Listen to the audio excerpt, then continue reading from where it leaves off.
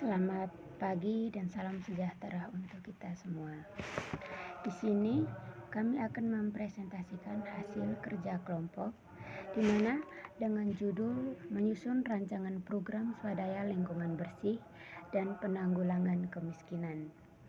Saya Celestina Panodae dan bersama kakak-kakak dari kelompok saya yaitu Kakak Yohanes Tagamo, Santriana Alexia Sare, dan Febri Yantinao, yang dimana akan memberikan penjelasan tentang menyusun rancangan program swadaya masyarakat dan penanggulangan kemiskinan.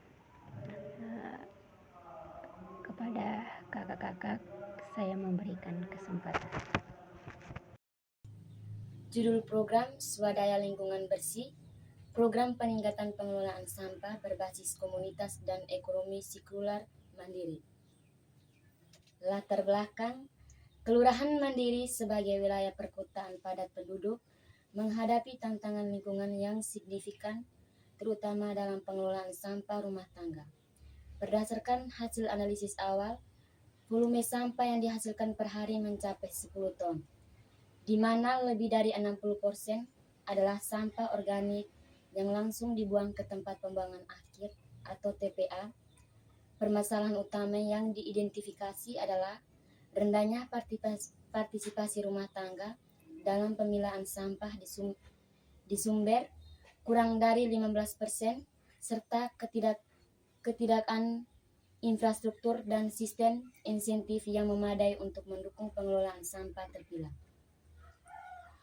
Analisis dari tugas 1 dan 2 menunjukkan bahwa akar masalah tidak hanya terletak pada kurangnya edukasi, tapi juga pada ketidakan nilai ekonomi langsung yang dirasakan oleh masyarakat dari upaya memilah sampah. Masyarakat menganggap kegiatan pemilahan sebagai beban tambahan, bukan sebagai peluang. Akibatnya, sistem pengumpulan sampah didominasi oleh metode angkut buang yang mempercepat penuhnya TPA dan meningkatnya risiko pencemaran lingkungan seperti gas metana dari timbunan sampah organik. Selain itu, sering ditemukan sampah menyumbat saluran air yang menjadi pemicu utama banjir lokal di musim hujan. Urgensi program ini sangat tinggi mengingat Kelurahan Mandiri merupakan wilayah langganan banjir dan pemerintah kota telah mengeluarkan kebijakan baru yang menargetkan pengurangan sampah masuk TPA sebesar 30% pada tahun 2027. Program Silinsi dirancang sebagai solusi berbasis komunitas yang mengintegrasikan edukasi, pemberdayaan ekonomi, dan penyediaan fasilitas sehingga mengubah paradigma sampah dari limbah menjadi sumber daya. Data pendukung menunjukkan bahwa jika 50% sampah organik diolah menjadi kompos dan 20% sampah organik masuk ban sampah, maka volume sampah yang diangkut ke TPA dapat berkurang hingga 45%, melebihi target pemerintah kota. Tujuan utama menciptakan ekosistem pengelolaan sampah rumah tangga yang mandiri, partisipatif, keberlanjutan, serta meningkatkan kesejahteraan sosial ekonomi komunitas melalui praktik ekonomi sirkular. Tujuan khusus mengaktifkan kelembagaan bank sampah, meningkatkan partisipasi rumah tangga dalam memilih sampah, mengurangi volume sampah, meningkatkan nilai ekonomi komunitas sampah. Sasaran program, sasaran langsung 150 kepala keluarga RT terpilih yang memiliki potensi tertinggi dalam volume sampah pada masalah lingkungan. Yang kedua, 25 pengurus komunitas ibu-ibu PKK, Karang Taruna, dan tokoh masyarakat yang akan menjadi pengelola bank sampah dan unit composting. Yang kedua, sasaran tidak langsung. Sasaran tidak langsung, 1. Pemerintah kelurahan, mandiri dan dinas lingkungan hidup kota. Kedua, pihak swasta atau industri daur ulang yang akan menjadi off-taker atau pembeli sampah terpilah. Ketiga, seluruh masyarakat keseluruhan mandiri atau penerima manfaat lingkungan. Wilayah pelaksanaan keseluruhan mandiri Kecamatan Sejahtera fokus utama pada 5 RT yang terletak di area padat penduduk dan rawan banjir. Desain program, satu komponen kegiatan atau output. Penguatan kelembagaan dan kapasitas komunitas. Kedua, penyediaan sarana dan pengembangan sistem. Tiga, pelaksanaan aksi kolektif dan ekonomi sirkular. Urian kegiatan komponen urian kegiatan dan metode utama. A. Penguatan kelembagaan. Asesmen partisipatif dan pembentukan satgas.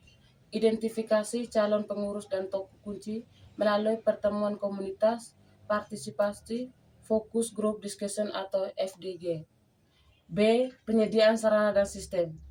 Distribusi sarana, pemilihan penyediaan tempat sampah terpilah atau organik, anorganik, residu untuk rumah tangga sasaran, pendampingan logistik. Pelaksanaan aksi kolektif, pendampingan operasional bank sampah atau penimbangan rutin, pengawasan dan pendampingan mingguan untuk memastikan konsistensi pendampingan. Penutup. Program Swadaya Lingkungan Bersih atau SLINSI merupakan investasi jangka panjang dalam mewujudkan kelurahan mandiri yang bersih, sehat, dan berdaya. Dengan mengintegrasikan aspek edukasi, kelembagaan, dan ekonomi, program ini diharapkan tidak hanya mampu mengurangi beban TPA secara signifikan, tetapi yang lebih penting mampu menumbuhkan kesadaran kolektif dan kemandirian ekonomi di tingkat komunitas. Manfaat jangka panjang program ini adalah terwujudnya model pengelolaan sampah berbasis komunitas yang dapat direplikasikan di wilayah perkotaan lainnya yang secara efektif mentransformasi limbah menjadi kekayaan sosial dan lingkungan. Teman, Bapak dosen, di sini kami akan menjelaskan lagi tugas yang kedua. Jadi di tugas kedua ini kami mengambil judul tentang kemiskinan.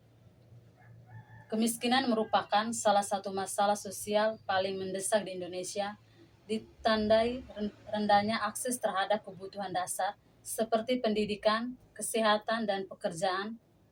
Kondisi ini menimbulkan kerentanan sosial, ekonomi, hingga budaya. Rencana aksi sosial ini berjudul Penanggulangan Kemiskinan, yang bertujuan menurunkan tingkat kemiskinan melalui program Permata atau program pemberdayaan ekonomi rumah tangga miskin. Program menekankan pelatihan keterampilan, peningkatan literasi keuangan, bantuan modal mikro, serta pendampingan usaha.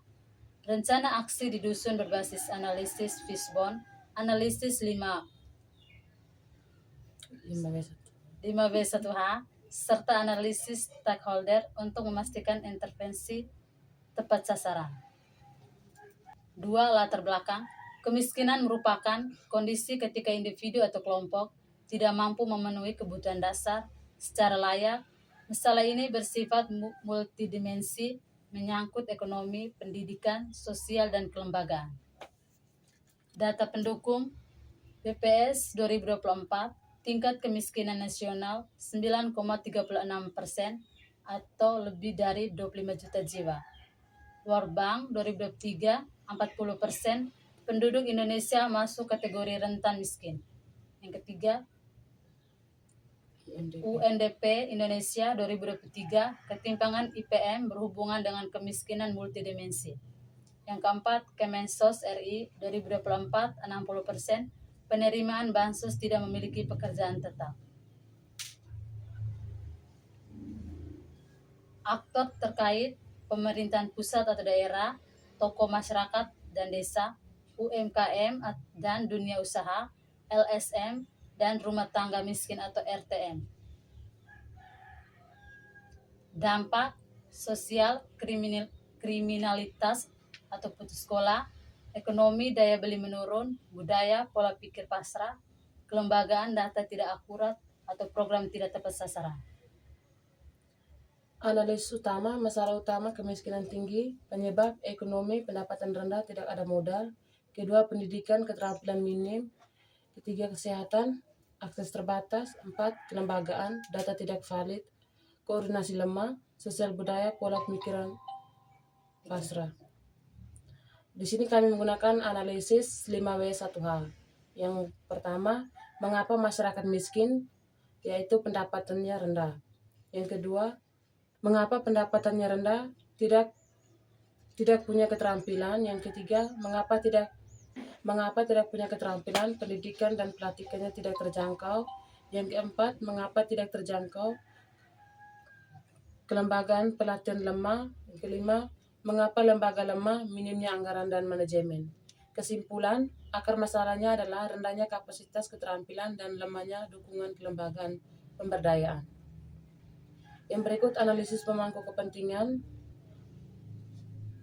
Pemda power tinggi, interest tinggi, Dinsos power tinggi, interest sedang, UMKM power sedang, interest tinggi, RTM power rendah, interest tinggi, LSM power sedang, interest sedang.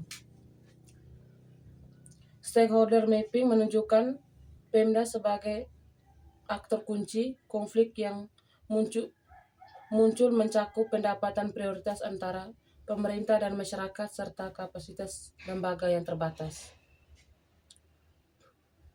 Tujuan sasaran program, tujuan umum, mengurangi kemiskinan melalui pemberdayaan ekonomi masyarakat miskin. Tujuan khusus, meningkatkan keterampilan 100% dalam 6 bulan. Yang kedua, meningkatkan pendapatan 60%, minim 20% dalam 12 bulan. Membentuk 30 usaha mikro baru dalam 1 tahun. Meningkatkan literasi keuangan 80 peserta. Sasaran langsung rumah tangga miskin usia produktif.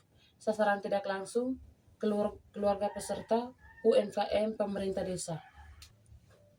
Rencana program Permata, program pemberdayaan ekonomi rumah tangga miskin. Komponen program, pelatihan keterampilan usaha, bantuan modal mikro, pendampingan usaha, literasi keuangan. Metode praktik langsung, monitoring, ceramah, kunjungan usaha. Output 100% terlatih, 30 usaha baru terbentuk, pendapatan meningkat 20%. Rencana aksi, kegiatan sosialisasi, pelatihan keterampilan, pemberian modal, pendampingan usaha, monitoring, dan evaluasi. Yang berikut indikator keberhasilan. 1. 100 peserta mengikuti pelatihan. 2. 10 sesi pelatihan. 3. 30 usaha terbentuk. 4. 50 peserta menerima modal.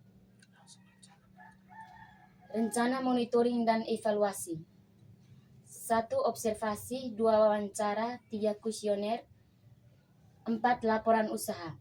Analisis risiko dan mitigasi. 1. Risiko sosial, partisipasi rendah.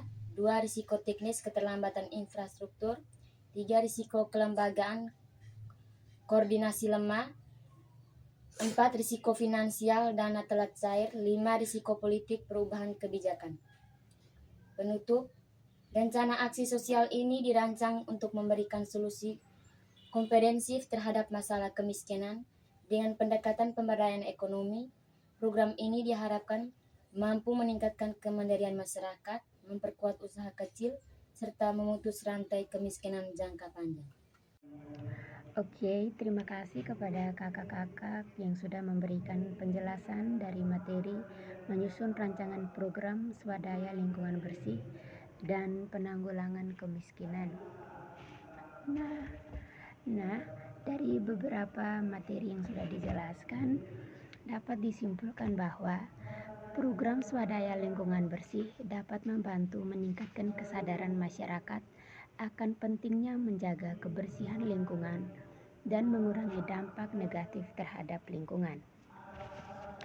Serta penanggulangan kemiskinan memerlukan pendekatan yang komprehensif dan melibatkan partisipasi aktif dari masyarakat, pemerintah, dan sektor swasta untuk meningkatkan kesejahteraan masyarakat.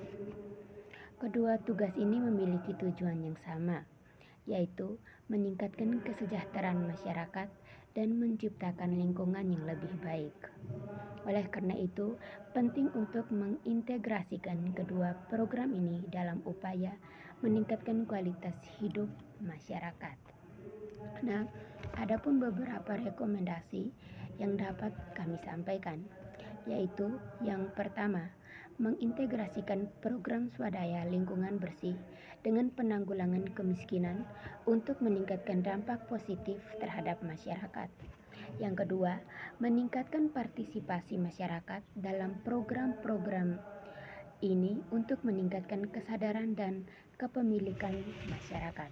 Dan yang ketiga, menggunakan pendekatan komprehensif dalam penanggulangan kemiskinan, termasuk pendidikan, kesehatan, dan ekonomi.